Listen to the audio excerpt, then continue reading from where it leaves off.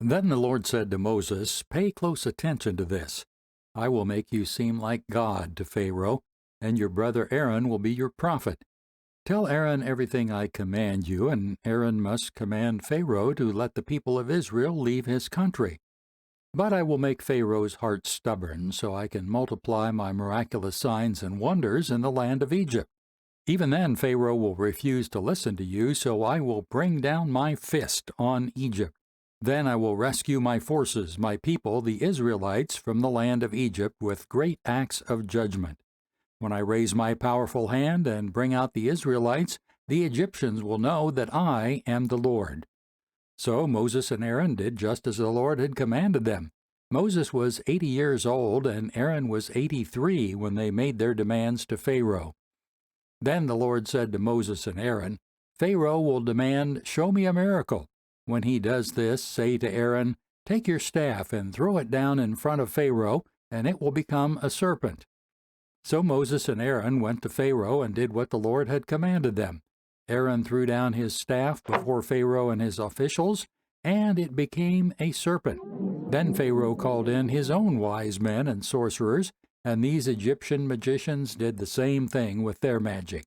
They threw down their staffs, which also became serpents. But then Aaron's staff swallowed up their staffs. Pharaoh's heart, however, remained hard. He still refused to listen, just as the Lord had predicted. Then the Lord said to Moses, "Pharaoh's heart is stubborn, and he still refuses to let the people go. So go to Pharaoh in the morning as he goes down to the river. Stand on the bank of the Nile and meet him there. Be sure to take along the staff that turned into a snake. Then announce to him, 'The Lord, the God of the Hebrews, has sent me to tell you, let my people go, so they can worship me in the wilderness. Until now you have refused to listen to him. So this is what the Lord says, I will show you that I am the Lord. Look, I will strike the water of the Nile with this staff in my hand, and the river will turn to blood. The fish in it will die, and the river will stink. The Egyptians will not be able to drink any water from the Nile.'" Then the Lord said to Moses, "Tell Aaron, 'Take your staff and raise your hand over the waters of Egypt, all its rivers, canals, ponds, and all the reservoirs. Turn all the water to blood. Everywhere in Egypt the water will turn to blood, even the water stored in wooden bowls and stone pots." So Moses and Aaron did just as the Lord commanded them. As Pharaoh and all his officials watched, Aaron raised his staff and struck the water of the Nile. Suddenly, the whole river turned to blood. The fish in the river died, and the water became so foul that the Egyptians couldn't drink it.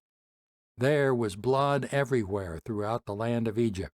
But again, the magicians of Egypt used their magic, and they too turned water into blood. So Pharaoh's heart remained hard.